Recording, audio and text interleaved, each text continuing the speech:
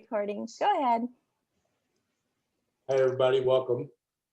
Attendance today at the Helping Parents Heal support group meeting is voluntary, and we're here to benefit from learning and sharing from others whose children have passed away. It's understood that our discussions are intended to be confidential and not designed to replace traditional therapy or spiritual counseling. Helping Parents Heal is a nonprofit organization dedicated to assisting bereaved parents to become shining light parents by providing support and resources to aid in the healing process. We go a step beyond other groups by allowing the open discussion of spiritual experiences and evidence of the afterlife in a non-dogmatic way. Affiliate groups welcome everyone, regardless of religious or non-religious background, and allow for open dialogue. Helping Parents Heal offers a wide variety of speakers to allow parents to be informed about many ways to heal, to connect with their children, and to learn about the afterlife.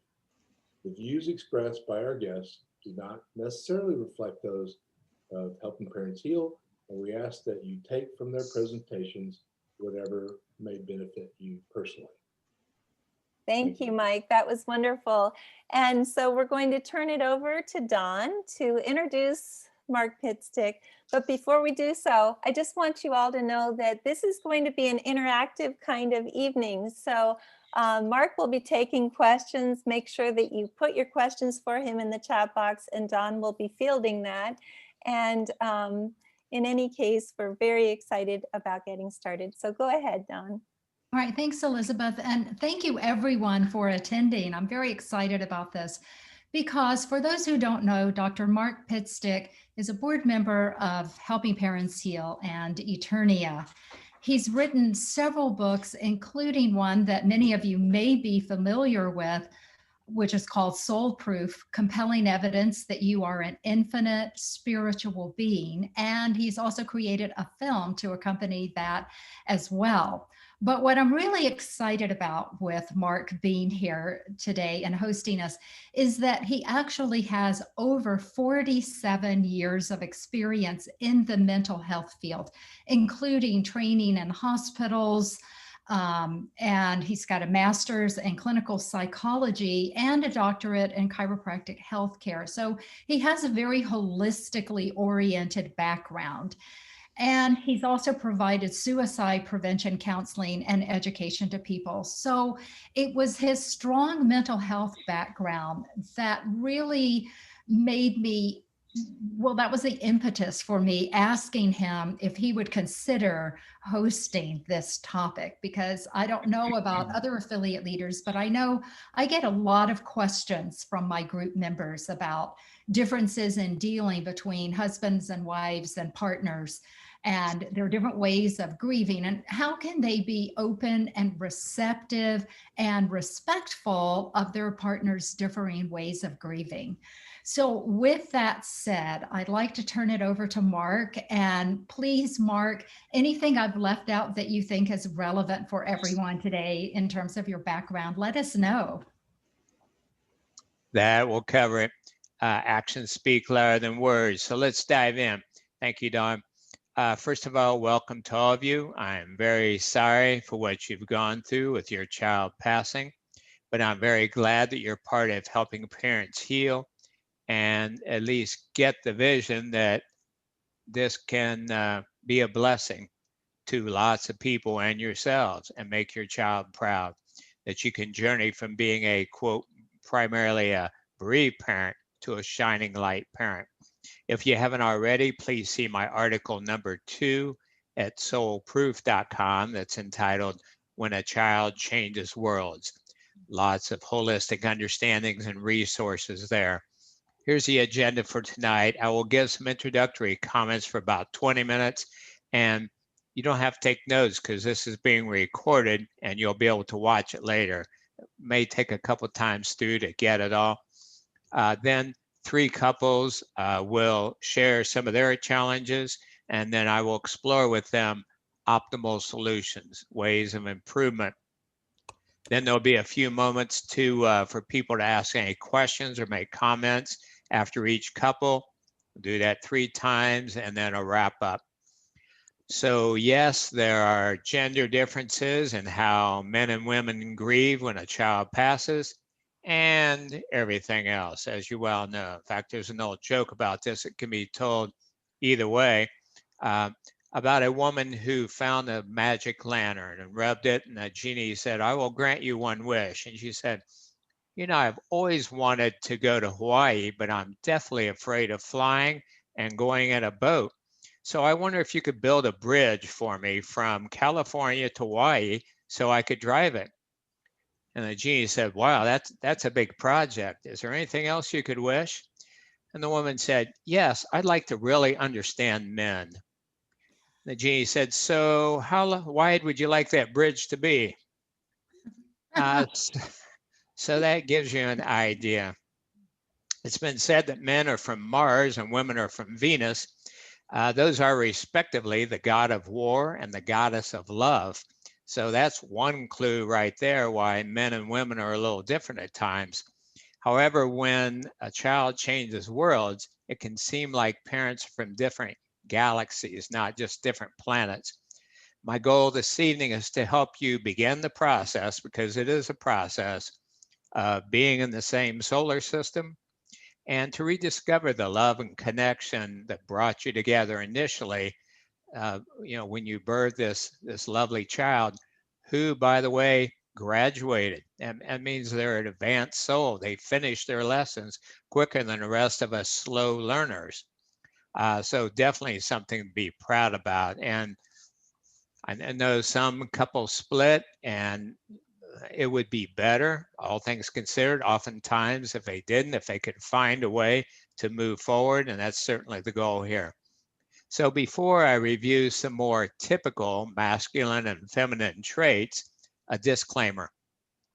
Gender-related tendencies have shifted over the decades, certainly since my training 40 years ago. So please don't be offended if I seem to oversimplify and over-characterize this topic. I appreciate and honor diversity in individuals and couples. Having said that, in general, in heterosexual couples, there's usually a more masculine partner.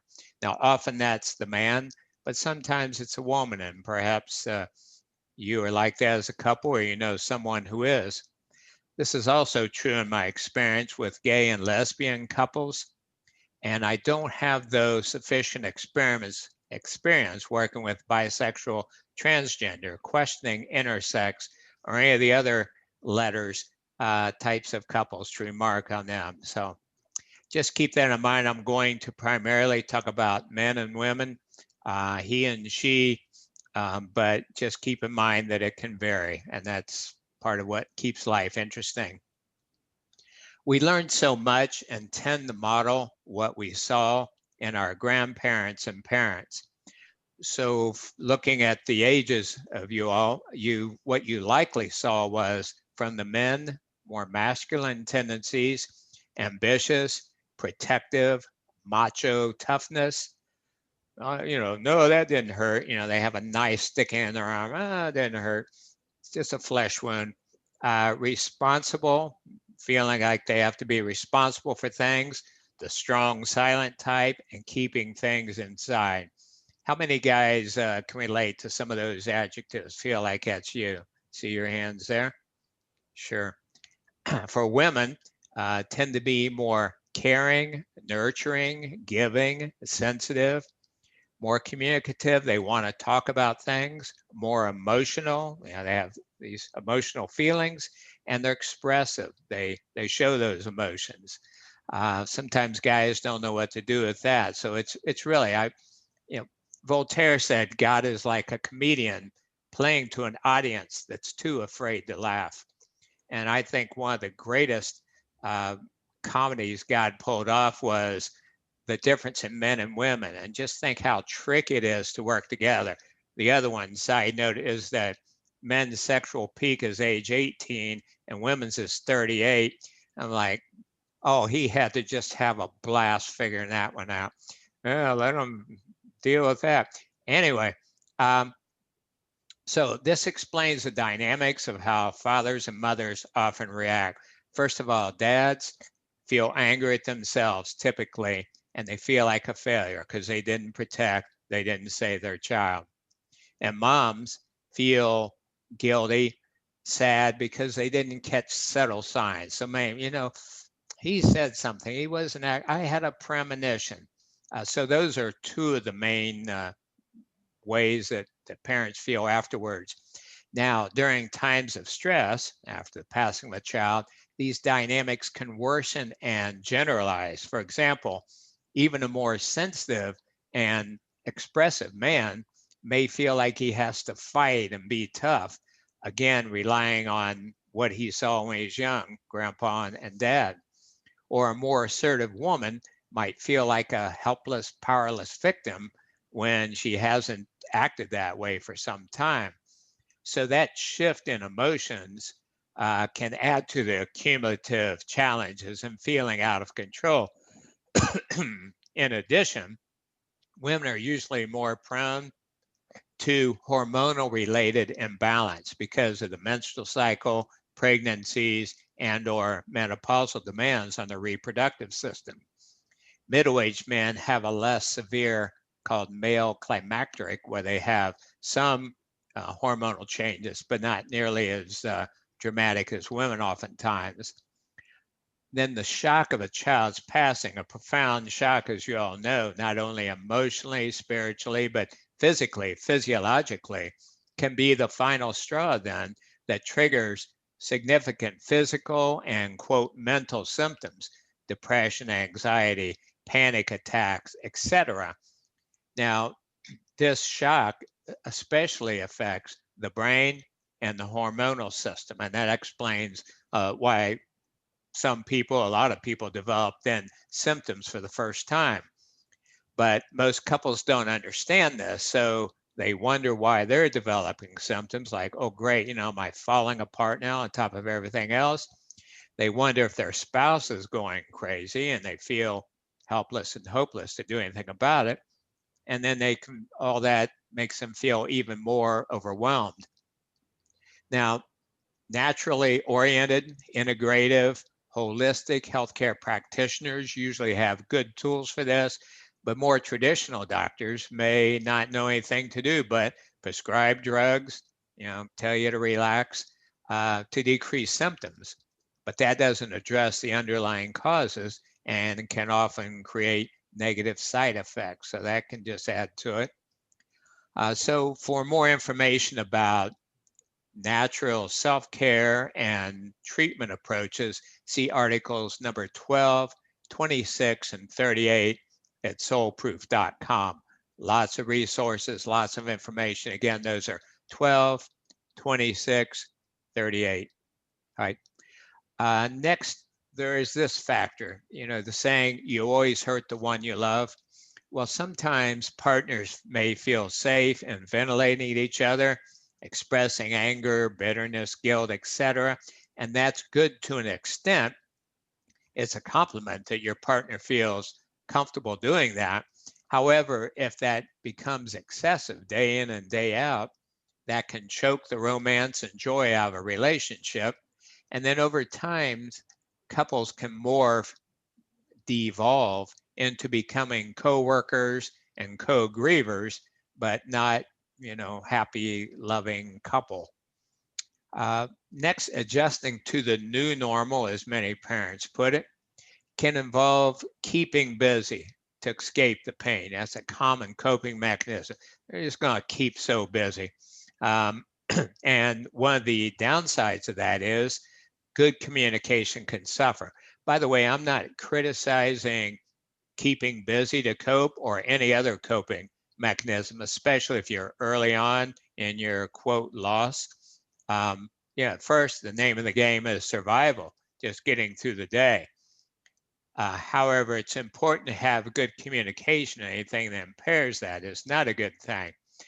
It's important that you not let your child's passing define who you are. Difficult as it is, that's really important. Have non-bereaved parent times out. It's like, okay, for the next 2 hours, we are not going to talk about that. We're not going to think about that. You remember, before all this happened, when we first met, Let's be those people again. Set dates. Make love even if you don't feel like it. Have heart-to-heart communication. And here are 6 ways I suggest you can have that. First of all, set aside quality time. Set an appointment when you both are rested, when there won't be interruptions, so you can really talk. Next, pray and set an intention before starting that you will be able to have substantive talks to get to the root of these problems, to heal, to get back in love. And I'm sure your child wants that as well. Next, the rule is no interrupting. One person talks while the other person really listens. You'd be surprised how rare it is for someone to really listen. You know, oftentimes we're forming our response while the other person is talking. Well, that means you're not really listening. So when you really listen, when the other person's done talking, you pause, then you form your response and speak. If you have trouble interrupting, what is useful in Native American tradition is to have a talking stick or a talking stone. So whoever's talking is holding that. And then when it's time for the next person, pass that over. Some couples like to use an object of their child to make it even more meaningful and to the point. You want to focus on I feel statements to go below the apparent problems. In other words, a guy may say, you know, I feel like you're too busy for me. You don't listen to me. But really what's behind it is I feel anger at myself. You know, I blew it. You know, I didn't protect my child. That's my job. When you talk about how you feel, that's when you get to the core of what's really going on versus what you think may be going on. And then finally, remember your goals and stay on topic. Try not to get sidetracked. Stay on your goal of healing, becoming a more loving, happy couple. Now, there may be layers of pain and sadness, kind of like layers of an onion before you get to the core that make number 14, that doesn't mean anything to you, that make clear communication possible. So for that, if that's the case, you feel like you're so wounded, so much pain, so much sadness, so much anger, lower energy emotions that you just can't communicate or even get in touch with how you feel, I recommend the holistic breathing technique. And you can learn more about that at article 70 at soulproof.com. It's a great way to release that. In fact, it would be a great thing to use just before you talk because it really opens you up. You know, a lot of us put walls up. We have defenses up. But when you do this holistic breathing, and Elizabeth's a big fan of this, I'll never forget you doing that in the Phoenix Unity Church. When you've done 40 minutes of noisy, open mouth, diaphragmatic breathing, with different kinds of music playing, me coaching, when that's over, you feel kind of raw, you feel open. And that's a opening, an opportunity then to share heart to heart. So again, article number 70. Now, here's another factor. Some parents feel guilty about having fun or feeling good. I mean, I've had many parents express, you know, how can I feel good when our child is gone? Well, that statement is ironic for at least 3 reasons. First of all, your child is most likely having about 1 million times more peace, joy, fun than most people on earth. So yeah, you can have fun. It's okay. Next, your child might be right beside you, rooting you on like, yeah, come on, mom and dad, have fun. My God, after everything you've been through, and in some cases, everything the child put you through, my God, you certainly deserve it. And next, the other irony is that this has to do with multilocation. I can't get in it much. I talk about it in article number 75 at soulproof.com, but there's some good evidence that are the totality of your energy, your soul, doesn't just manifest in one place. So it's quite possible that while you are grieving over your child, you all are together in another slice of life, another dimension of life. So anyway, for all those reasons, let yourself have fun and feel joy again, please. So with those keys in mind, I'd like to next work a bit with 3 different couples. And what I'd like you to do first, and we have to keep this brief, you know, we can't get into a long-winded story.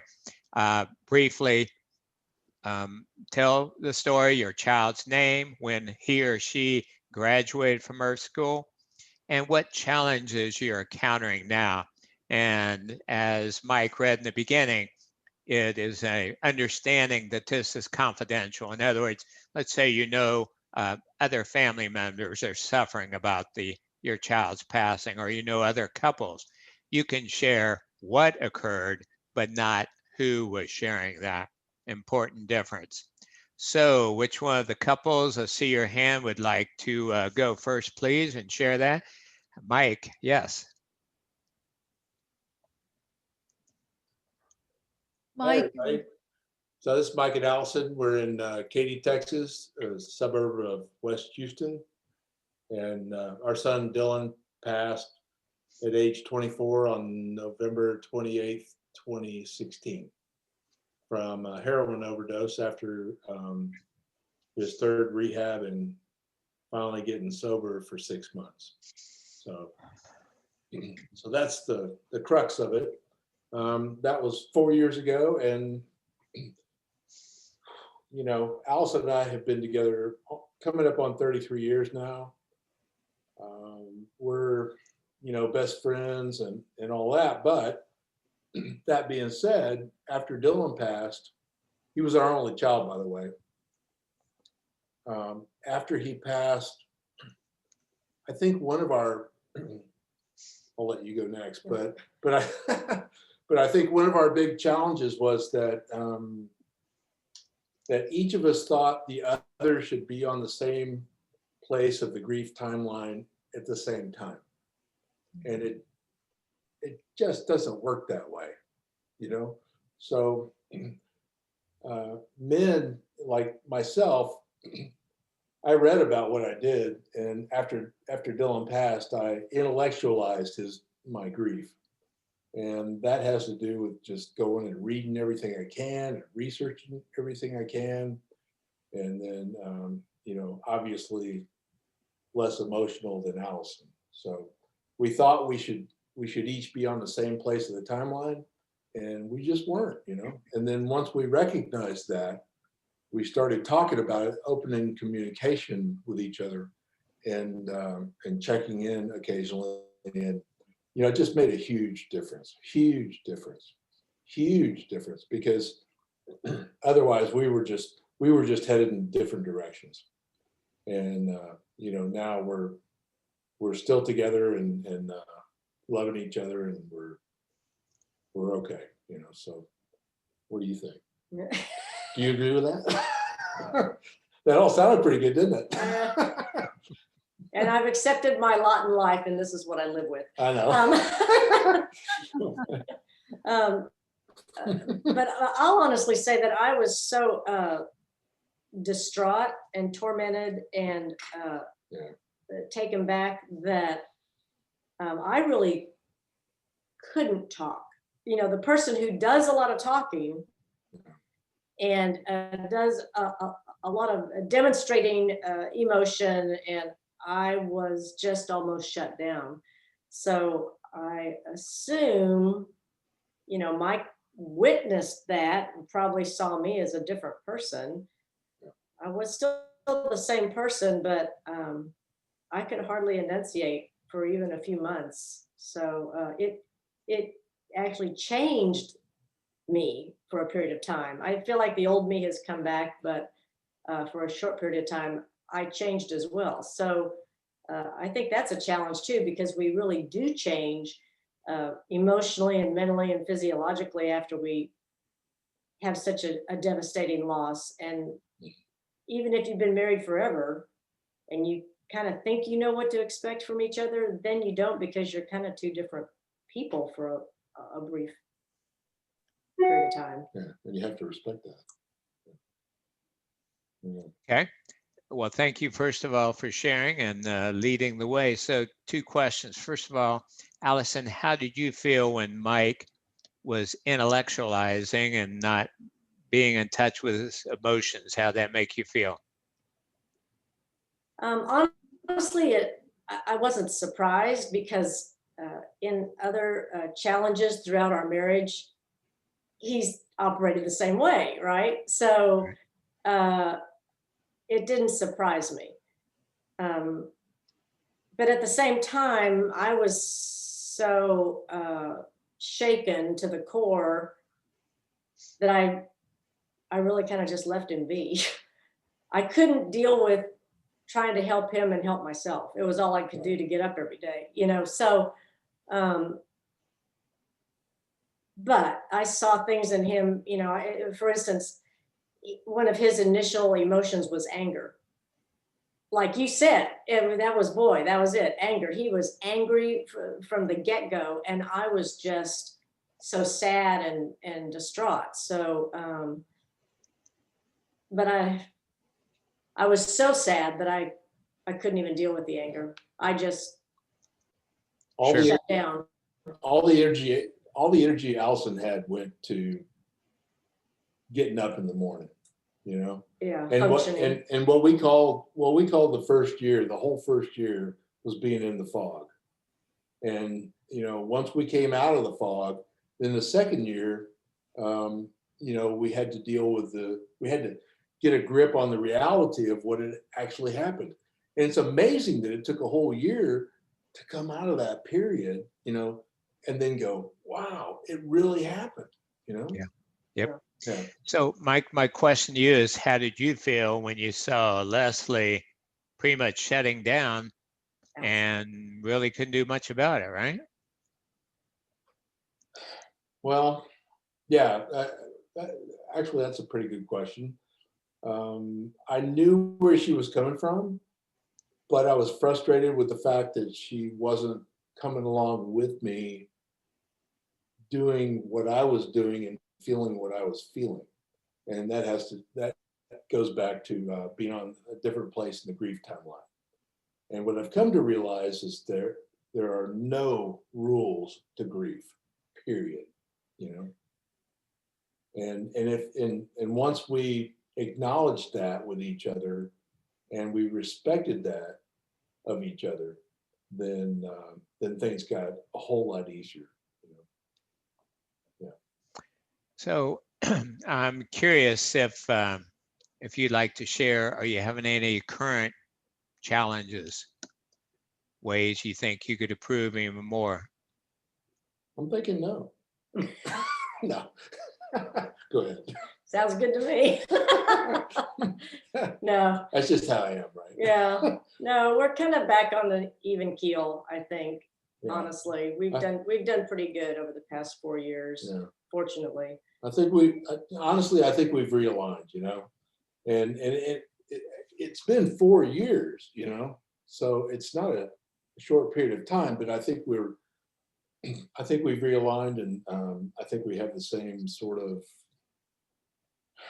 recognition that we're here for each other, which is huge for us because we're both only children. Our parents are gone, and our only child is gone now. So we're here for each other, you know, and we're going to support each other, and no matter what it takes. So that for us is maybe a differentiator, but it's a big one. Together. It's a big one for us. Yeah, because we have no other family No, at we're- all. yeah. At all. So if she gets mad at me, it's like, you know, make up. So what words of wisdom would you share for other parents who are on the call? What have you learned that you could pass on to them? One of the things I remember thinking was that we've all had other challenges in life, you know, and we've all had different approaches. So throughout our marriage, you know, we didn't always agree and take the same tack with, you know, like, for instance, how to discipline our son. You know, I wanted to do one thing, Mike wanted to do another. How to invest our money. So this isn't the only thing that comes along. It's a shame that it comes along, but that comes along that you're going to react differently to. So I don't think parents should be that shocked, and that maybe they should have some patience in dealing with the different approaches, because it's life. We approach other things different ways. So why would this be different? That's a really good point. Yeah, I mean, men and women are usually on different planes anyway. Why should they agree when something like that happens? Yeah. Thank you. How about you, Mike?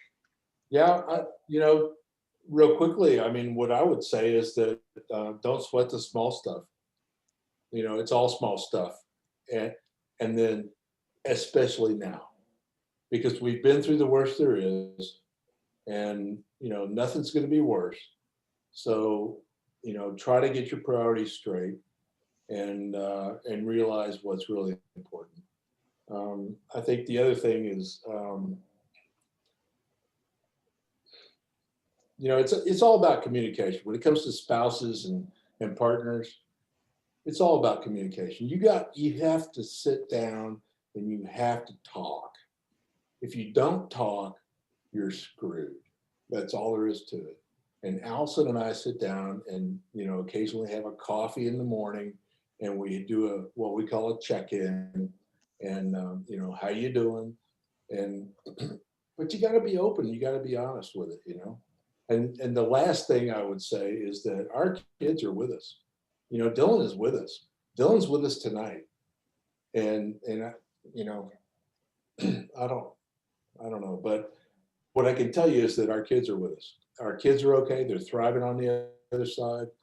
After all the evidence and proof that we've gotten over the last 4 years, I can promise you from my heart, sincerely, our kids are with us.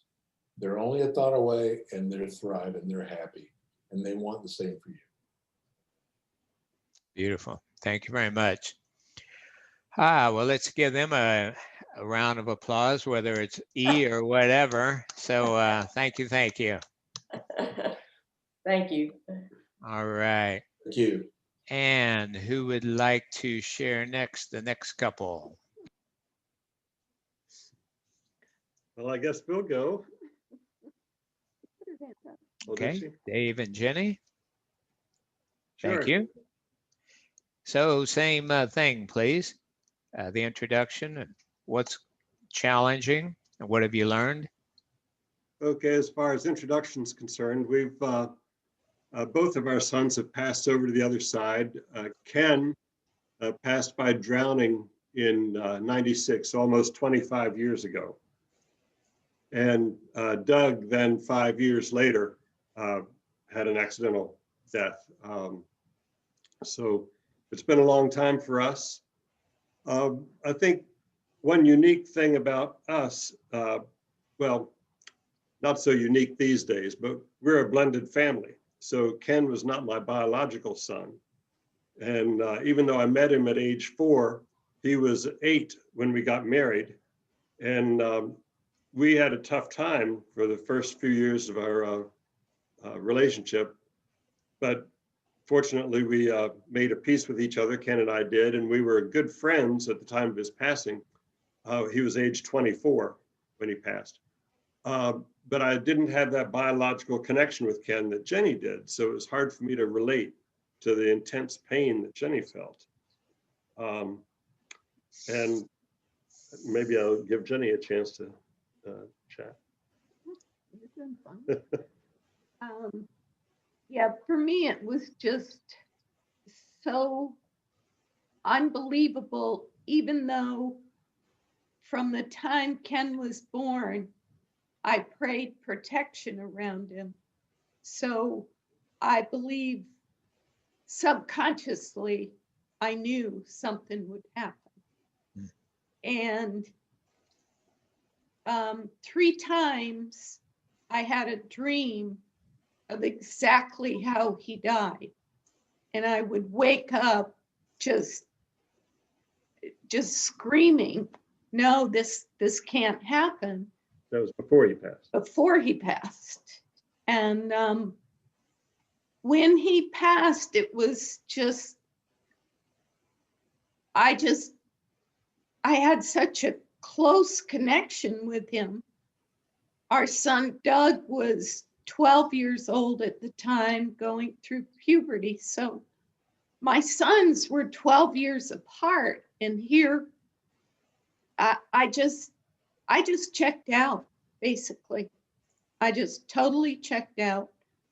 The first couple weeks I was engaged in what had to go on, but after that, all I did was cry. And I would get up and go to work.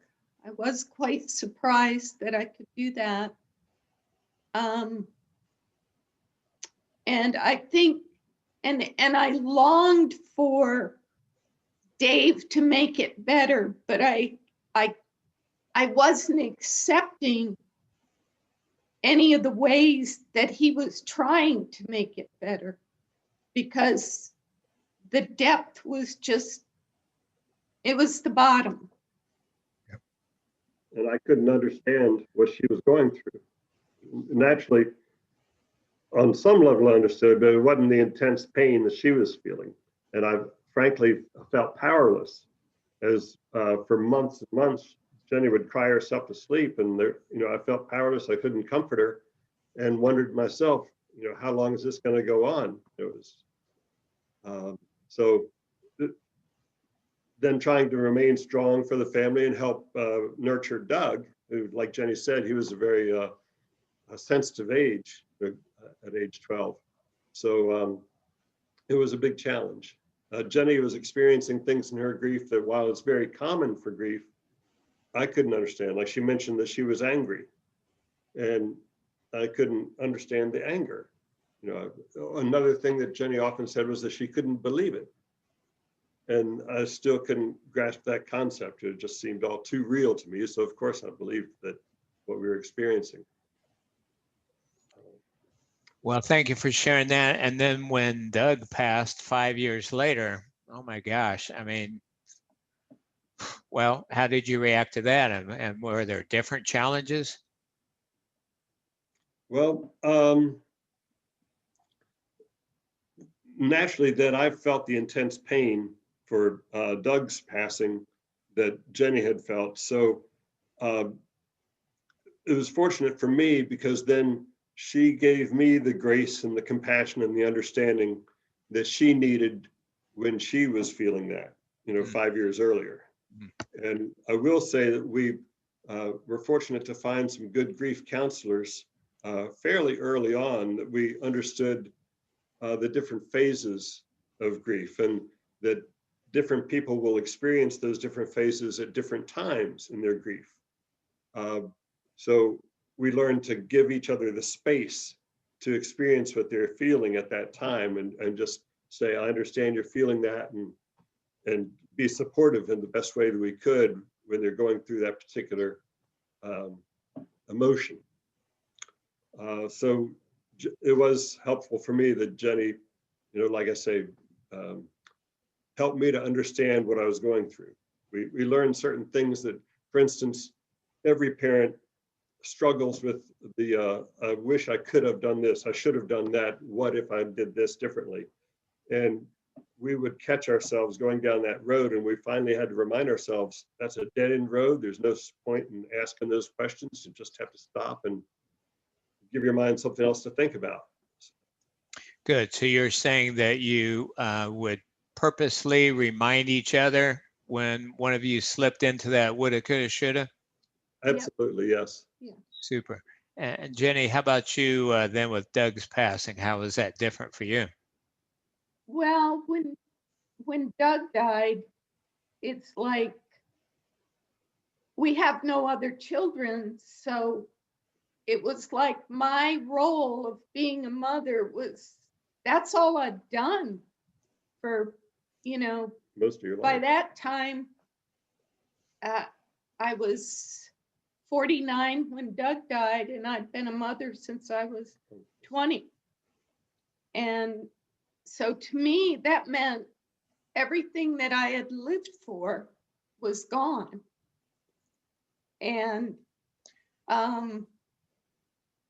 I could notice the way Dave was grieving. But I couldn't exactly understand why he wasn't grieving the way I grieved, or why I wasn't noticing him going to the depths, but he was. And then I got really highly involved with alcohol and probably checked out for a good 15 years. I just stopped drinking about 6 years ago. Wow, good job. And so we lived in the same home. We supported each other as best we could. We got help as much as we could from outside counselors, counseled separately, counseled together. And I went on a hunt on my spirituality, my journey. I started really looking into outside of the normal religion that I had most of my life. I started going more towards spirituality. And I remember specifically one day, Dave sitting at his desk, just talking out loud about why didn't he do this or that. And that's when I turned to him and I said, you know, look, what I've learned is that's a dead end road. And you can go down it as much as you want. But I encouraged him to not go down it as many years as I did. Well, first of all, I'd just like to pause and honor all of you parents that are doing this. I mean, this is priceless. First of all, Mike and Allison, 4 years, you all 20, 25 years, different perspectives, you know, your courage in doing this. My gosh, I mean, every one of these and every one on the call is a hero, really, to have taken on this. So I'm curious, 20, 25 years later, are there still some challenges, things you have to keep an eye on or work on regarding your son's passing? No, I don't think so. A big part of what we've gained from this group is acknowledging that they're still right here. And so we're developing our new relationship with them. And so that gives one new goals to work towards as we improve our ability to feel their nudge or see a sign that they might send us, or acknowledge the idea that they plant in our head. So I think we're good as far as our sons are concerned. You know, we're happy for them. Of course, we miss their physical presence. You know, everybody here would want to hug them, you know, another 100 times. But they have what every parent wants, which is they're happy, they're safe, they're healthy. You know, every parent wants that for their child. Yep. Same question for you, Jenny.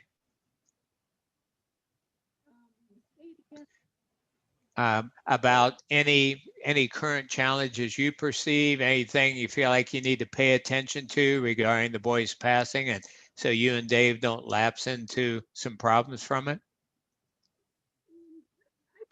You're muted for some reason. No, I don't think so. Doesn't show mute. Okay, I can hear you now. Okay. I think our biggest challenge is to, right now, I think memories, preserving the memories. So telling each other stories along the way that we've remembered is a very helpful way for us to keep Ken and Doug in our life. And we've created a little, I guess you'd call it a memorial, but we have a loft where we have a cabinet with a bunch of pictures, and we have pictures all over the wall, and we call that our family room. And we created that together. So we create things together. Nice, nice. Well, this is a perfect segue then into, you've already mentioned a couple things, but what else could you share with other parents who are at different stages in their process about, you know, looking back, what worked for you, what helped? Regarding your relationship. Okay. Giving each other the space. Learning that I think it really helped me at one point during counseling to learn what personality type Dave is and what personality type I am. And what that did was take off a lot of, for me, I'd be angry if he didn't react a certain way. But then I learned he doesn't prefer to react that way.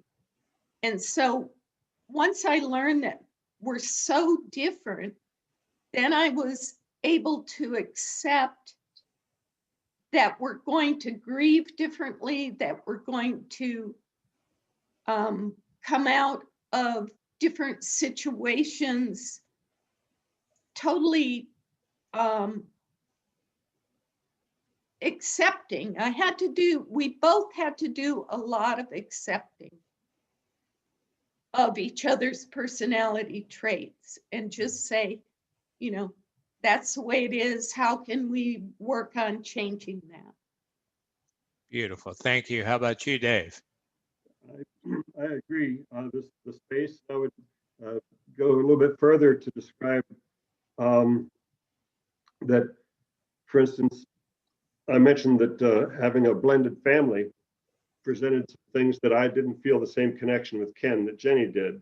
So I'm sure a lot of fathers are in a similar situation. And so I think back to honor the marriage and desire to preserve the marriage and support each other's growth in a spiritual journey. You know, that's part of what we do when we get married, is support each other in that. And I think that I had to, and Jenny was in the depth of her pain, I had to put, so to speak, my own personal desires on hold for a little bit, knowing that she would not be able to, so to speak, support me. She was in such pain, she was grieving. And so that's kind of what was going through my head when Jenny was saying, give space to the other person to let them experience what they're going through. And so sure, in a marriage, both people want to be supported in different ways, but if I couldn't be supported, I had to realize, well, I'm just gonna have to put that aside for now. You know, it might be 6 months, it might be a couple of years that I might not be able to be fully supported in myself, but to support Jenny, to honor her. And I think respect is another important word that comes to mind, is that in a marriage, when we're going through difficult things, we have to respect what the other person is going through to honor them in a sense. It strikes me as I listen to you, and same with Mike and Allison, that wow, what a way to learn what love really is. And you go through something like this. I'm also reminded of, read that the Aboriginal real people in Australia have a saying, if you help just one person in your life, it's been a good life. And you think how many people you are helping tonight and how many other people you've helped along the way. So I'm sure this is perfect from some perspective in the universe. Well, thank you very much for that. And again, a loud applause for these two. Thank you very much. And let's remember this time to open it up then to questions, comments, which we forgot after the first couple. And shall I just read them from the chat box if they're here, or do you have some that Dawn that you want to read?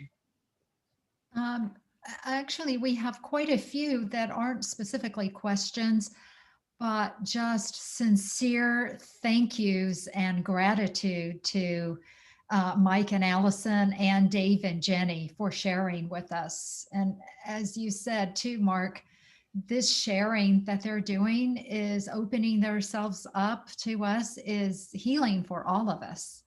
Yep. Yeah, that's awesome. So having covered that base though, folks, here's your chance to ask questions or make comments like, yeah, we had that, or we had something different. So bring this on here. I see Kimberly's asking, was divorce ever an option? Is she asking that of both couples perhaps? Should we give them the mic again? It's getting kind of personal, but this isn't the Jerry Springer show, people.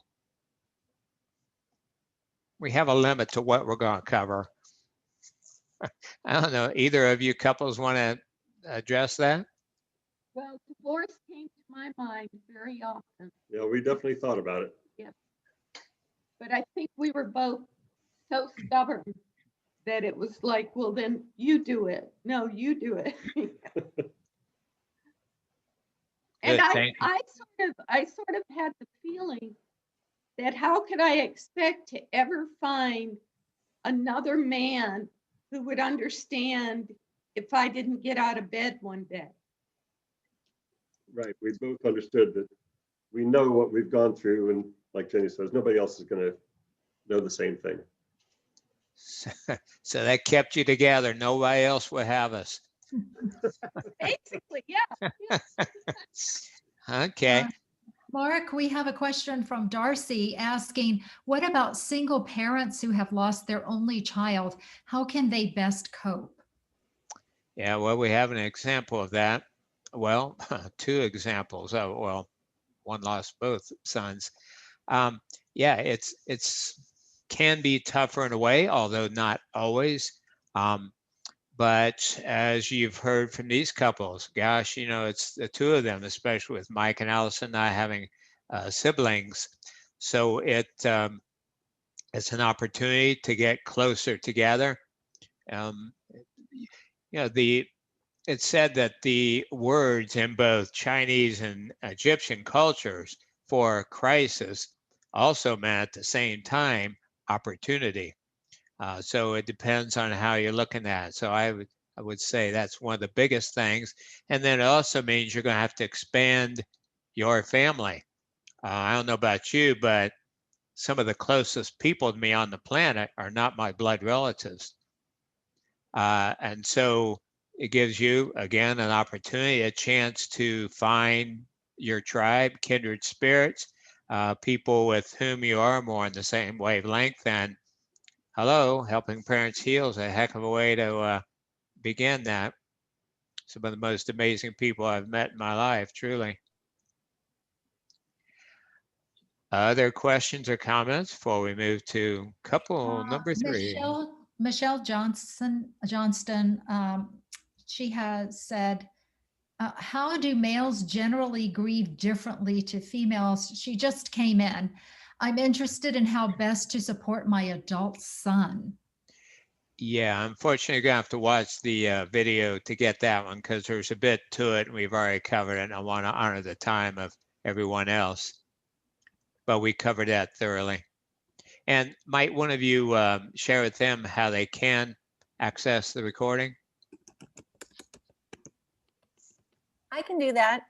It'll be on the YouTube channel. So it's possible to go to either our website, www.helpingparentsheal.org, or go on the YouTube site, which is just the Helping Parents Heal YouTube site, and it'll be there. So Michelle, you'll be able to watch it there.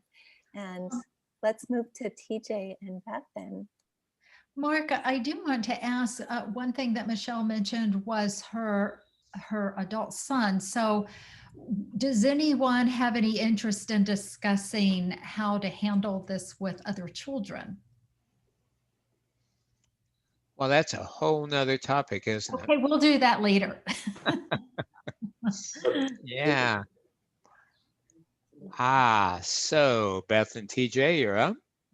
Hey, hi everyone. Beth and TJ Maxwell. We have 3 daughters. Vivian, our youngest, passed away 13 months ago. She died by suicide. She was only 14. As listening to some of these parents, one of the things that about our relationship, we've been together for 23 years, married for 21, and we're very different. I am the emotional, stereotypical woman. His brother calls him Robo, because he's just very, very, non-emotional, practical. So I never saw him cry ever until that day. And he's, we've cried every day since together. So it was, we were both very worried right after the fact. I mean, I was a basket case. That's when the robot really was very helpful, because he was able to just, okay, call her doctor, get her some Xanax. Like, he was able to triage the people coming in, and I was a blob. I couldn't function. So he was able to hold me up through that first, the first few months are just the absolute worst. But we knew, I think the next day, we said to each other, like, we know how we are. We just said, listen, we're going to do this really differently. We just need to make sure that we respect each other's grief and the process that we're going to go through. And we said it again, it was the day after. It was like, I'm not going to do it the same way you are. You're not going to do it the same way I am. Let's find our way to do it and respect each other's ways, but try to come together knowing that we love each other. And we have 2 other children, and Evelyn was, was she 20? 19 at the time. And she was away at college. So we had to go worry about how do we get her home. Audrey was home. She was 17 at the time. She and TJ found Vivian at home. So there was a tremendous amount of, I knew I had to pick myself up eventually for the other 2 kids. If I look at these other couples, and I give you guys so much credit, because I don't think I would have made it through the first month if I didn't have 2 other kids to take care of. I was very suicidal. But because it didn't even, I knew I had to take care of the other 2 kids, but the pain was so intense that I didn't think I could live with it. So I'll pause, let you. Yeah, early on, I think we were self-aware that we were going to grieve differently. I mean, throughout our marriage, we've done things differently, whether it's parenting or your philosophy on this or that. Again, it was a devastating loss, but I remember, like, early on, like, one of the first things I thought, one of the first dangers I thought was after the deaths, possible breakup of my family. My other 2 children and their mental health, my marriage with my wife, like, to your point earlier, you said it's about survival. I took it a step further, and it's more about survival of the family, specifically our relationship, and just keeping that supportive in a way. I mean, again, like, I knew we weren't going to grieve the same way, but I could at least be there. Be a sounding board. There's no rule book. I didn't know what I was doing. No, we didn't. We were lucky too, and he was because again, he was raised, you don't talk about your feelings, you don't say I love you. I mean, he said I love you to me, but just wasn't raised in that kind of environment. So he never did therapy. I've been in and out of therapy my life. The kids were, had therapists. So immediately after that was the first thing. The next day, I was like, we need to get therapy immediately. And our friends, like I had a village of people that were so good. We had therapists coming to the house the day after. And then, we went through that process of finding the right people. It took some time to get the right people and to do EMDR and all of that stuff.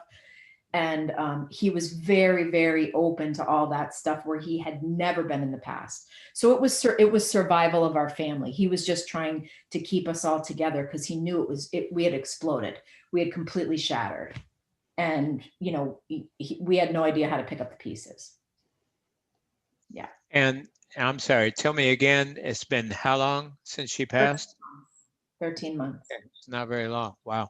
So you all are still in an earlier stage. So first of all, how did you know the day after? I mean, that really impressed me. The day after you knew, okay, we're going to deal with this in our own way. I don't know. How'd you know that? I don't know. I have no idea. Survival mode. Survival mode. And I now, Mark, and we'll talk about some of the differences that we have now. I know that Spirit was talking to me immediately right after, and I was getting downloads from my guides. And again, I wasn't able to receive it all, but that things were coming in like, okay, you got to do this, you got to do that. It was just the instinct. And again, the downloads were coming from Spirit for me. That's one of the big differences between us. He doesn't believe, like I dove in immediately after. I went to a medium a week after Vivian died. I had to find out where she was. I could not, where's my kid? For him, he never believed. He grew up Catholic. He went to Catholic school. He was an atheist after all of that, just turned him off to everything. So we are very different. I dove in. I can connect with Viv. I've opened up my own abilities just to connect with my own people. I don't care about connecting with anyone else's, but he does not believe in any of it. So that's one of the biggest challenges that we have. But I will say, whether he's placating me or he thinks I'm crazy, which is fine too, because I am crazy in a lot of ways, he's supportive of it. Like, and I'll say, oh, look, look what Vivian's doing to the light. Like the other day, I'm like, look, the light, she's messing with the light. And he'll be like, yeah, that's Viv. Sure it is. But he won't, he supports me on it. He doesn't judge me, but he doesn't believe it at all. Well, let's hear from Robo Man himself. How do you look at that, TJ? The what? What she's saying about instances occur that suggest Vivian's visiting or evidence of afterlife. What do you think about her beliefs about that and what she considers meaningful signs? She's entitled to that. I mean, we're on different paths. There's no benefit into riding her path. Like what is to gain by that's like a cruel thing to do, actually, now that I think about it. Okay. Well, but again, like I knew we weren't gonna ever be on the same page on that, and we still aren't. We're not. Mm-hmm. Okay.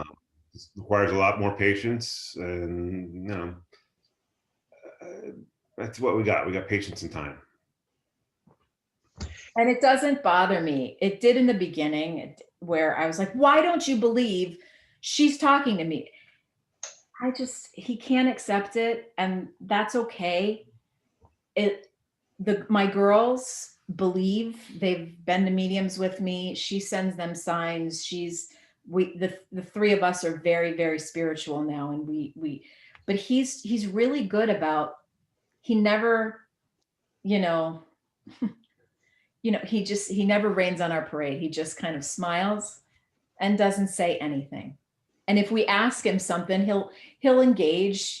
I know he probably doesn't mean it, but he does it for us because he loves us. Okay, so a couple things. First of all, I really appreciate your frankness and sharing personal things like this. So first of all, for I noticed a couple chats coming in like, yeah, my husband was like that too. He didn't believe him. So for anyone who's agnostic, atheist, and I can understand why people would be the way churches have messed up the job of teaching about God and afterlife.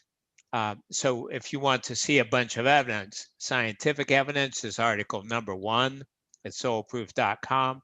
The clinical evidence is article number 60. So number 1 and 60, and that way you can see this objective evidence that indeed life continues after bodily death. That's the first thing. Second, Beth, I appreciate your candor in sharing that you felt suicidal. And this brings up an important point for everyone. It's very common, first of all, to think about divorce, which came up before, and to think about suicide. Now, if people express that, okay, cat's out of the bag, it's not your deep, dark, dreaded secret. You share it, hey, part of me is feeling like I don't want to be here anymore. And then also you can get help, counselors, family, friends, and so on. But if you keep it inside and it's your big secret, then that takes energy to hide it. And then you can feel shame about it. And that just worsens the situation. So I want everybody to know that. So if you two would be willing to share, are there any particular challenges you're having right now that you'd like to improve upon? Well, to be honest with you, you touched on it earlier, but like for us, divorce was never like an issue. Weirdly, I would say like our marriage might even be stronger than it was before. I was going to say the same thing. Experienced one of the worst things imaginable. The worst. There's only one other person in the world that I can share that with, but good or bad. So there's like there's just this deep connection always, permanently because of that. And I go back to, it was one of the, Irene, it was one of the meetings that you had, one of your chats where you talked about, and it was very early on for me, where you talked about the silver linings.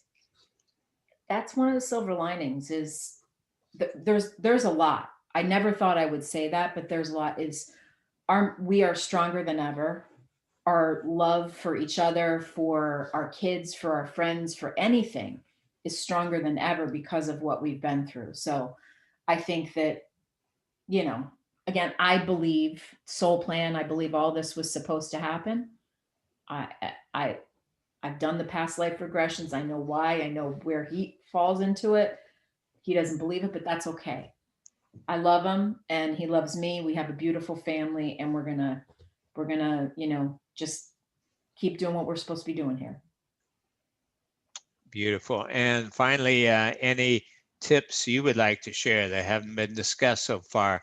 Strategies you learned, ways that kept you going through the toughest times you can share with others? Compassion, patience. Patience, compassion. And, in those very early months, it's pure survival. It's getting up in the morning and being able to just get up.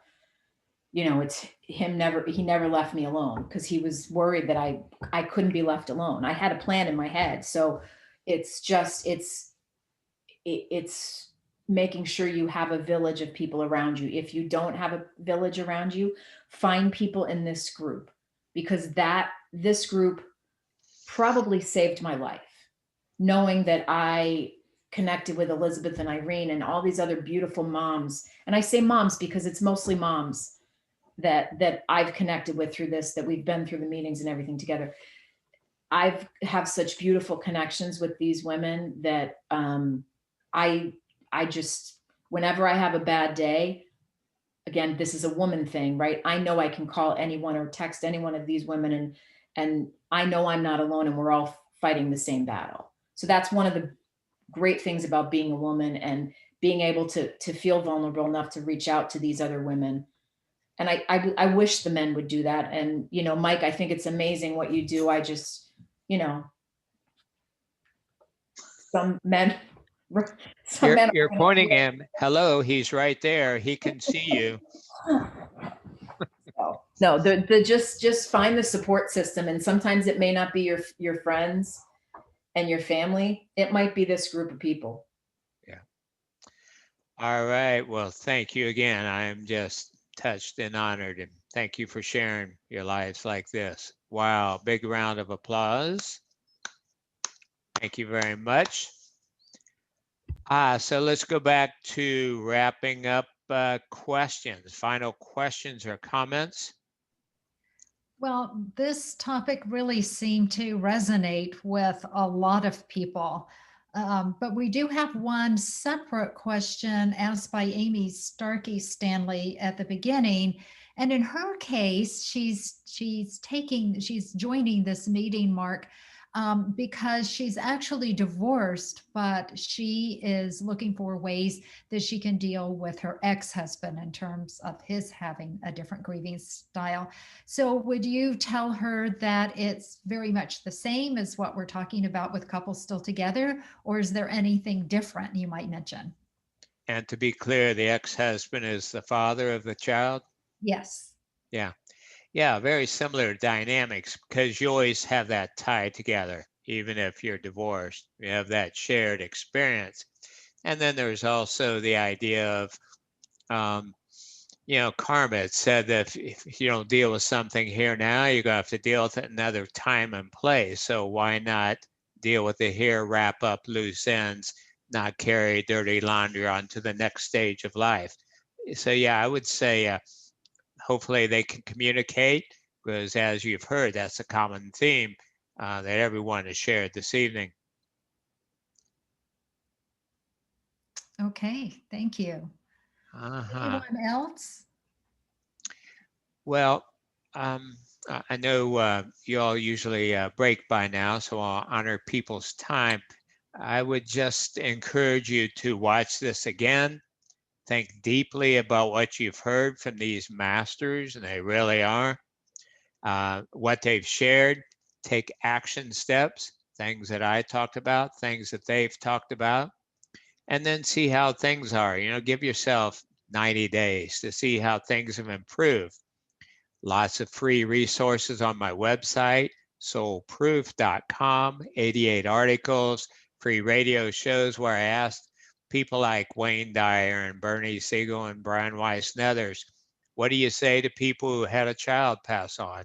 And hear all of their wisdom about that, free newsletters and so on. So know that there are a lot of resources in helping parents heal. We have the Caring Listeners Group that you can talk to people, men or women, the dads group. So there's all these resources you can take advantage of. You're not alone. And the last thing I would say, to remember as much as possible that what I shared, this evidence, the objective evidence, scientific evidence, clinical evidence that clearly shows the following 5 things. Life continues after bodily death. You can't lose your loved ones. You will see them again when you pass on, and you can now. And 2 of the best ways to do that, as someone mentioned, have a reading with a medium, a really good evidential medium. Now I talk about that in article number 6. Also the facilitated after-death communication technique, which we've done with the group, and that's discussed in article number 9. The next truism that comes from all this evidence is that we each are one with the one, part of source, integral, beloved parts of God, not separate, not distant. And so that's so huge to know. Next, there's a simple way to know if you have finished your purposes for being on earth. And the answer is, if you're still here, you haven't. So get in touch with your special gifts. Native Americans call it our giveaway. We each have special gifts to share. And when we do that, life makes a lot more sense. We experience that peace that passes all understanding. So remember those things, do those things. And I look forward to seeing you all someday, having an angel wash, having big hugs at an in-person conference, and hearing how it just got better. Thank God you. bless you all. Oh my gosh, Mark, thank you so much. Thank you, Dawn.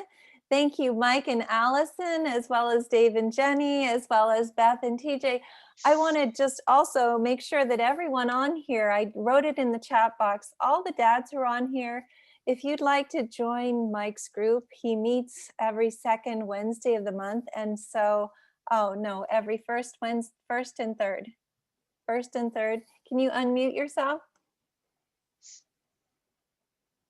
Every Wednesday.